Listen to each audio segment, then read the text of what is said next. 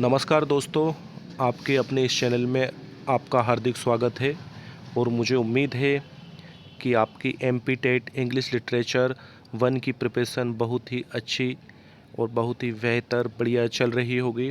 और दोस्तों, आज उसी प्रिपरेशन में हम चार चांद लगाते हुए आपको शेक्सपियर के बारे में बहुत ही 10 इम्पोर्टेंट फैक्ट्स बताने जा रहे हैं, जो कि मुझे पूरी उम्मीद है कि ये जो है कम से कम आपके एग्ज़ाम में 2 या 3 मार्क्स पक्के करा देगा, यदि आप इसे बहुत ही अच्छी तरह से कवर करते हैं, समझते हैं तो। देखिएगा, याद रखिएगा, Shakespeare was born 26 April 1564 at Stratford. Shakespeare जो है 26 अप्रैल 1564 में स्टार्टफोर्ड में जन्मे थे। यहाँ पर आप नॉर्मली यदि ये पढ़कर छोड़ देते हैं तो भूल जाओगे, तो इसको याद कैसे रखा जाए, मेन बात ये है। ध्यान दीजिएगा, 26 अप्रैल को जो है शेक्सपियर का जन्म हुआ था। तो अभी क्या चल रहा है, फरवरी चल रहा है, फिर मार्च और अप्रैल, और 1 अप्रैल को मूर्ख दिवस मनाया जाता है, ठीक है ना। तो यहाँ पर जो है इनका जो है 1 अप्रैल को नहीं, 26 अप्रैल को जन्म हुआ था। तो इसको हम ऐसे याद रख सकते हैं कि कहीं शेक्सपियर अप्रैल माह में जन्म लेकर अपनी पोइट्री में, अपने ड्रामा में पब्लिक को मूर्ख तो नहीं बनाया, ठीक है ना। तो इससे जो है हम जो है उनके मंथ को याद रख सकते हैं, जिस मंथ में वर्थ हुआ। यदि हम इसको नॉर्मली ऐसे ही पढ़ लेते और छोड़ देते तो शायद इसका मंथ हमको याद नहीं रहता। तो हम इस तरह से इनके मंथ को याद रखेंगे, ठीक है ना। 26 अप्रैल।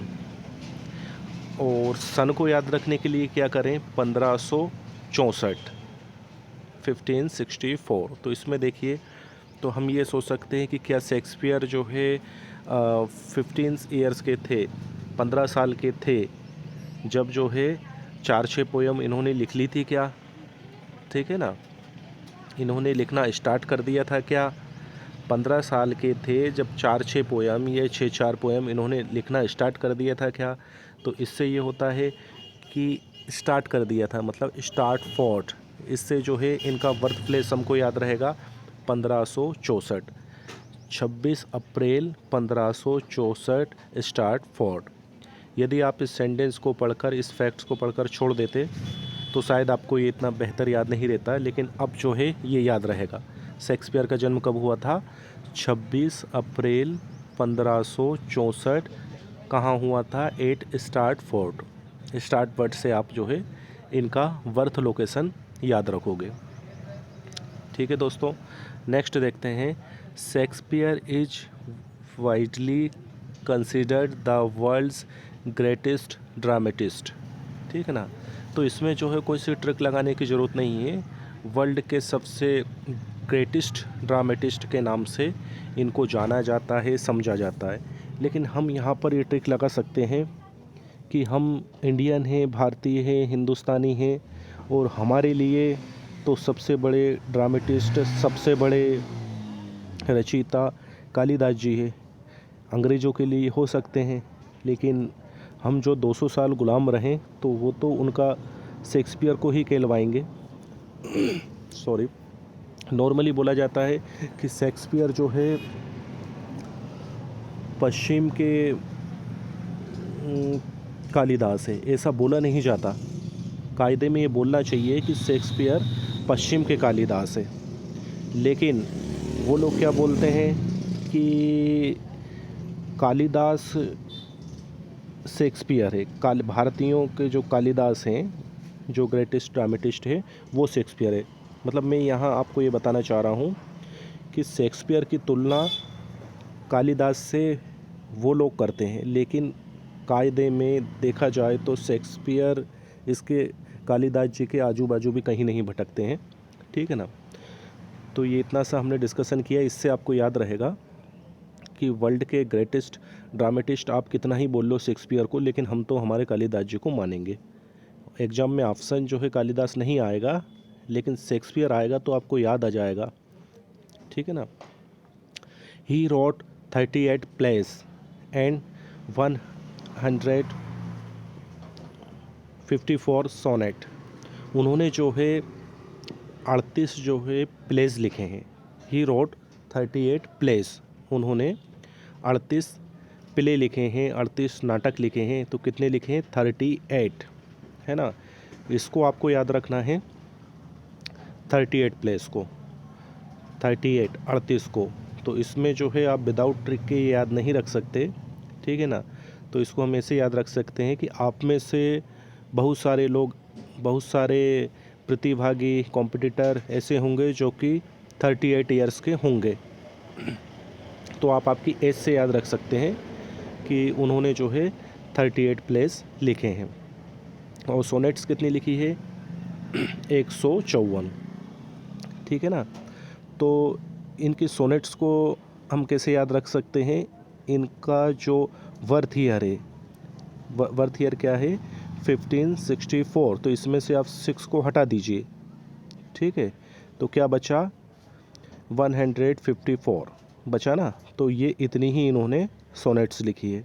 तो मुझे उम्मीद है आपको ये याद रहेगा। ही रोट 38 प्लेस एंड 154 सोनेट्स, है ना। नेक्स्ट फैक्ट देखते हैं। Shakespeare is most likely to have received a classical Latin education at King's New School in स्टार्टफोर्ड, ठीक है ना। शेक्सपियर ने जो है क्लासिकल लैटिन जो एजुकेशन रहती है वो कहाँ से रिसीव की है? किंग्स न्यू स्कूल इन स्टार्टफोर्ड, ठीक है ना। अब ये आपको याद रखना है।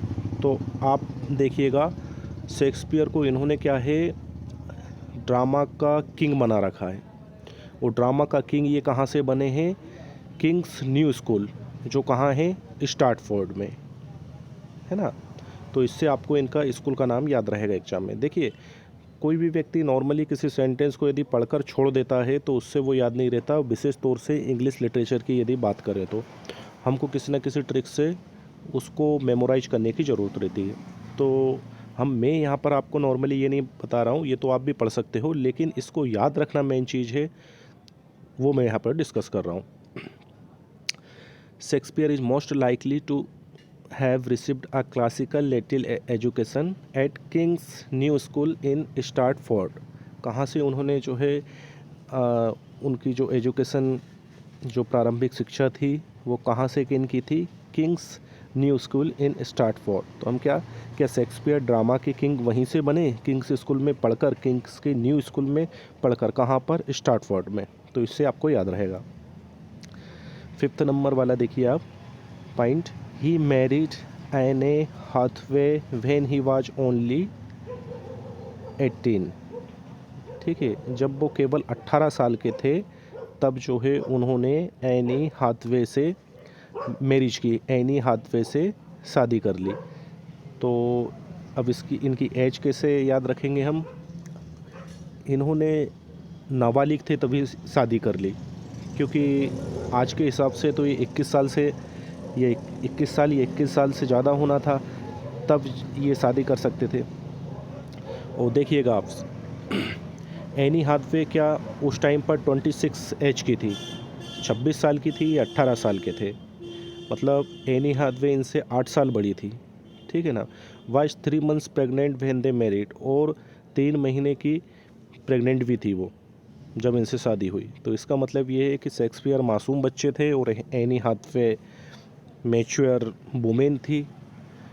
तो अब आप समझदार हैं, आप समझ सकते हैं, हो सकता है कि एनी हाथवे ने ही प्रपोज करके शेक्सपियर से शादी की हो। देखते हैं नेक्स्ट पॉइंट।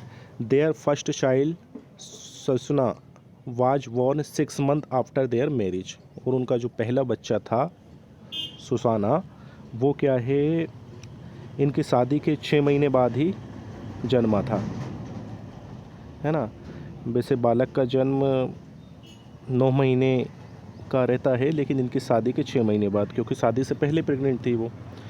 तो अब हम यहाँ पर देख सकते हैं कि कालिदास से इनकी तुलना करना कालिदास का अपमान होगा, है ना। क्योंकि यहाँ पे हम इनके बारे में पढ़ रहे हैं, वो हमें बहुत अजीब सा लग रहा है। दे लेटर हैड 2 ट्विंस, फिर बाद में इनके 2 बच्चे हुए, कौन से? Hamnet and Judith. They letter had 2 twins, और वो जुड़वा हुए, हेमनेट एंड जूडिथ। अब इनके 2 बच्चों का नाम आपको याद रखना है, हेमनेट। आप इंग्लिश लिटरेचर की प्रिपरेशन कर रहे हैं तो एक हेमलेट नाम का आपने जो है कि प्ले पढ़ा होगा, उससे आप ये इनके बच्चे का नाम याद रख सकते हैं, हेमनेट। ठीक है ना, वो हेमलेट भी इन्हीं का है, तो शायद इन्होंने इनके बच्चे के नाम से ही मिलता जुलता रखा हो, हेमनेट एंड जूडिथ। जूडिथ, ठीक है, Hamnet and Judith, Hamnet and Judith. 9 वाला पॉइंट देखिएगा आप, Shakespeare had 7 brothers and sisters. Shakespeare जो है 7 भाई बहन थे। ठीक है ना, कितने भाई बहन थे? 7 भाई बहन थे। तो इसको ये क्वेश्चन एग्जाम में बन सकता है कि कितने भाई बहन थे? 7 भाई बहन थे। तो इसको कैसे याद रखेंगे? 7 भाई बहन थे तो क्या दुनिया के 7वें अजीबो यही लोग थे क्या? ठीक है ना, तो इससे आप जो है इसको याद रख सकते हैं। 10वां पॉइंट देखिएगा आप, Shakespeare's worked as an actor. Shakespeare ने जो है कि एक अभिनेता के तौर पर काम करा है, writer and owner of drama company. ठीक है ना, और उन्होंने जो है ड्रामा कंपनी के एक ओनर के तौर पर भी काम करा है। तो ये आप कैसे याद रखेंगे कि शेक्सपियर तो जो है ड्रामा लिखते थे, फिर उन्होंने एक्टर के तौर पर क्यों काम करा?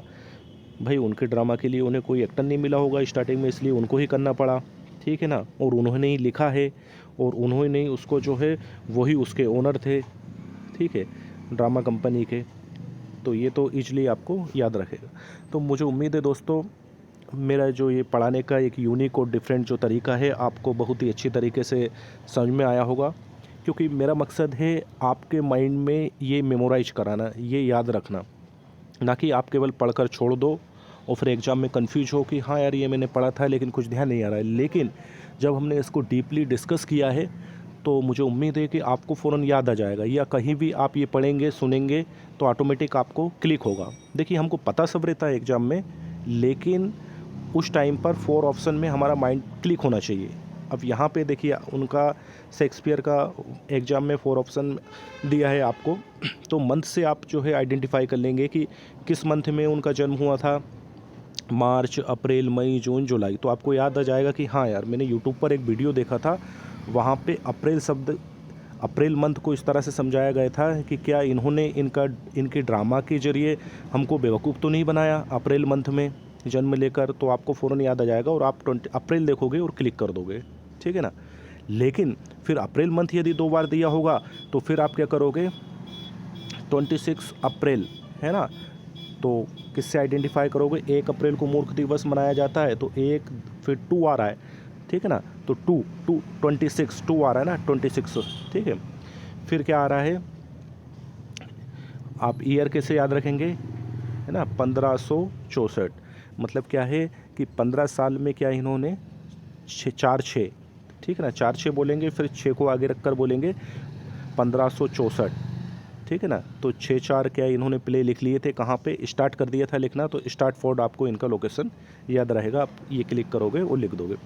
आगे देखते हैं इसको, फिर हमने क्या है ग्रेटेस्ट इनको ड्रामेटिस्ट बताया गया है। तो हमने कैसे याद रखेंगे इनको ग्रेटेस्ट ड्रामेटिस्ट बताया है? तो भाई होंगे आपके देश के ग्रेटेस्ट ड्रामेटिस्ट, लेकिन हमारे देश के तो हम कालिदास को मानते हैं, और आपने कालिदास ऑप्शन नहीं दिया तो हम मजबूरी में आपके शेक्सपियर को ही लगा रहे हैं, तो आप ये नहीं भूलोगे। फिर कैसे याद रखोगे? ही रोट 38 प्लेस, तो उन्होंने क्या है 38 प्ले लिखे हैं। तो आप में से बहुत सारे कॉम्पिटिटर ऐसे होंगे जिनकी एज 38 के आसपास होगी। ठीक है ना, तो आप आपकी एज से याद रखोगे कि इन्होंने जो है 38 प्ले लिखे हैं। फिर 154 सोनेट्स लिखी है, तो 154 सोनेट्स को याद कैसे रखेंगे आप? इनका जो बर्थ ईयर है उसमें से 6 को हटा देंगे। ठीक है ना, फिर क्या हो रहा है? फिर क्या आपको क्या याद रखना है कि इन्होंने जो है किंग्स के न्यू स्कूल्स इन स्टार्टफोर्ड से इन्होंने पढ़ाई की है। ठीक है ना, किंग्स मतलब ये जो है ड्रामा के किंग्स जो है क्या किंग्स स्कूल से पढ़कर बने हैं, किंग्स के न्यू स्कूल स्टार्टफोर्ड से पढ़कर बने हैं, तो इससे आपको ये याद रहेगा। ठीक है, फिर उसके बाद में आपको क्या याद रखना है कि इन्होंने जो है मेरिट की है हाथवे से, व्हेन ही वाज ओनली 18, जब ये जो है 18 के थे जब इन्होंने शादी की। तो कैसे याद रखेंगे आप कि भाई हाथवे, एनी हाथवे 26 की थी और ये 18 का, तो इन्होंने क्या शादी की है, बोलना ये चाहिए कि एनी हाथवे ने इनसे शादी की है या ये कह सकते हैं हम कि एनी हाथवे ने इनको पटा लिया। ठीक है। Was 3 months pregnant when they married, ठीक है ना, ये याद रखने की ज़रूरत नहीं है, ना ही ये पूछेंगे। आगे देखते हैं। हाँ, इनके बच्चों के नाम पूछे जा सकते हैं, तो उसको हमने सुसवाना को याद रखा है, जो कि जो है इनके शादी के 6 महीने बाद जन्म लिया था। ठीक है ना, सुसवाना। ठीक है, हम हमारे देसी वर्ड सुसवाना से याद रख सकते हैं बच्चों के लिए, है ना। सुसु वुसु बोलते हैं बच्चों, सुसु कर लो, तो उससे याद रख सकते हैं इनके बच्चे का नाम सुसवाना। ठीक है ना, हमारा मकसद गलत नहीं है, ओनली याद रखना है, तो आप ये भूलोगे नहीं अब, मुझे उम्मीद है। फिर उसके बाद में इनके 2 बच्चे का जन्म हुआ, हेमनेट एंड जूडिथ। तो आपको हेमनेट याद रहे क्योंकि इन्होंने हेमलेट लिखा है। ठीक है। और जूडिथ की कोई ट्रिक याद नहीं आ रही है मुझे, लेकिन हेमनेट्स और जूडिथ दोनों साथ ही पूछेंगे क्योंकि दोनों ट्विंस है, तो आप हेमनेट से आइडेंटिफाई कर लोगे। फिर जो है 7 ब्रदर सिस्टर थे, तो आपको कैसे याद रहेगा कि सातवें अजूबे के यही थे 7 ब्रदर सिस्टर, तो याद रहेगा आपको। फिर आएगी बात कि एक्टर भी थे, राइटर भी थे, है ना, को ओनर भी थे, तो ये जो है आपको इसलिए याद रहेगा। तो मुझे उम्मीद है दोस्तों आपको मेरा ये समझाने का तरीका बेहद पसंद आया होगा। बस मेरी इतनी सी रिक्वेस्ट है कि मेरी ये मेहनत साकार रहेगी और मेरा मनोबल बढ़ेगा ऐसे ही वीडियो बनाने के लिए, जिससे आपको बेहतर तरीके से याद रहे। देखिए, यूट्यूब पर वीडियो तो बहुत सारे बनाते हैं और आप उनको देखते भी हैं और देखकर भूल भी जाते हैं, लेकिन मेन चीज़ है उसको याद रखना। ये मायने नहीं रखता कि आपने कितना खाया, मायने ये रखता है कि आपने कितना पचाया। तो मुझे उम्मीद है आज आपने जितना खाया उतना पचाया भी होगा। तो प्लीज़ आप इस चैनल को लाइक और सब्सक्राइब करें और मेरा मनोबल बढ़ाएं। थैंक यू दोस्तों, थैंक यू वेरी मच। मिलते हैं अगले वीडियो में।